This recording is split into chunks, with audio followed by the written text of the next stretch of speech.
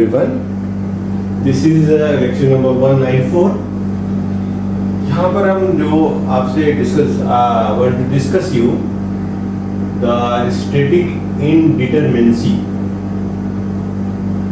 If you go for the rigid frame or redundant frames, will face the degree of determinacy.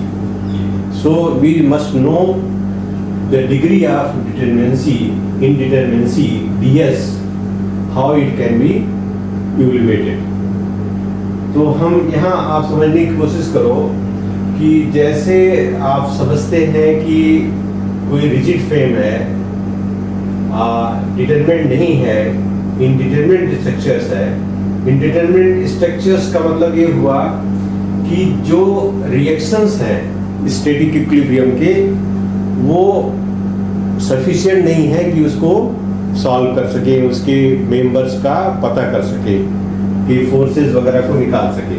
तो ऐसे truss या member जिनमें static equilibrium के equation से नहीं सॉल्व कर पाते हैं, नहीं सोल्यूशन दे पाते हैं, तो वहाँ पर उनकी छवि जो है उनको हम ये समझते हैं कि वो इनडिटरमिनेंट स्ट्रक्चर के रूप में जाने जाएंगे। तो इसमें क्या है, स्टैटिक इनडिटरमिनेंसी स्ट्रक्चर की दो तरह से होती है, एक एक्सटर्नल और एक इंटरनल।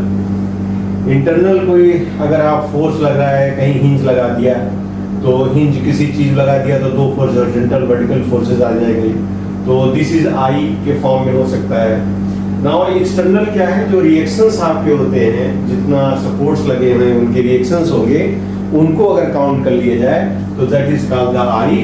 और फॉर 2D आरई में से 3 स्टैटिक इक्विलिब्रियम आपको मालूम है अवेलेबल है, इसलिए आरई में से 3 घटा देंगे तो आपको डिटरमिनेंसी एक्सटर्नल डीएसई आ जाएगी।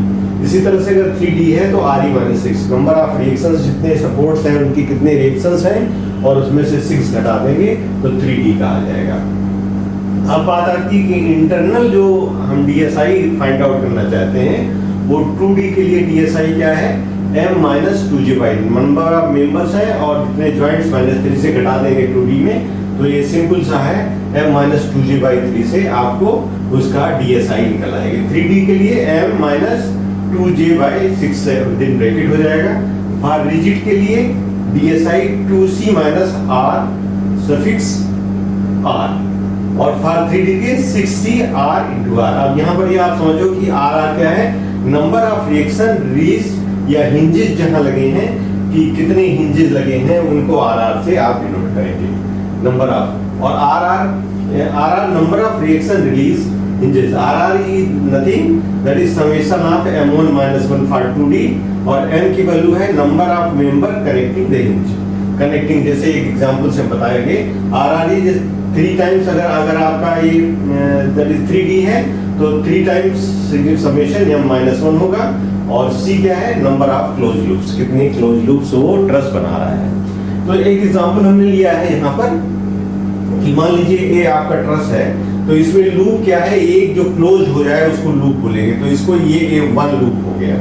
और यहाँ पर जो हिंज लगाया, तो हिंज की वजह से आपके 2 मेंबर ये और ये कनेक्ट हो जाएंगे। तो यहाँ नंबर ऑफ आरई देखिए, 3 यहाँ, 3 यहाँ, 3 यहाँ, 3 3 का 9 हो गया। स्टैटिक इक्विलिब्रियम में आपके 3 एग्जिस्ट करते हैं, इसलिए डीएसई क्या हो गया, 9 - 3 माने RE-3 9 - 3 कर दिया तो 6 आ गया। अब यहाँ देखो आप इंटरनल डीएसआई जो निकालेंगे 3c माइनस RR, और c की वैल्यू देखो, c क्लोज लूप्स कितना है, 1 है, और RR क्या है, समेशन m-1। m मींस यहाँ हिंज के साथ जो मेंबर कनेक्ट कर रहे हैं 2 है, तो 2 - 1 1 हो गया, इसलिए RR की वैल्यू 1 हो गई। अब DSI क्या होगी, 3c माइनस R, क्योंकि 2D है तो 3 × 1 - 1 2 हो जाएगा।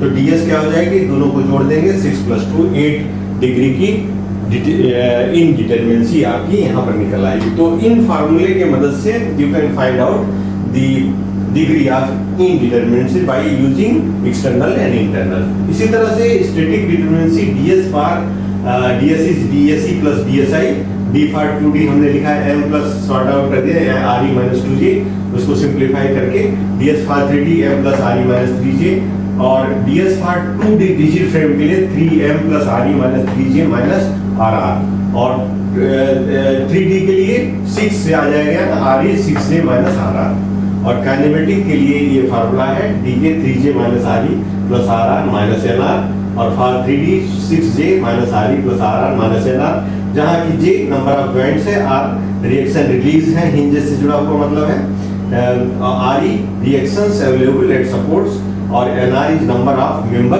Axially rigid, NR is number of member axially rigid, member की संख्या इसमें आ जाएगी। तो इस फार्मूले की मदद से हम लोग इसकी स्टैटिक इंडिटरमिनेंसी फाइंड आउट करें। This is all for the static indeterminacy, जिसको will use in the retardant frame या समवेयर एल्स।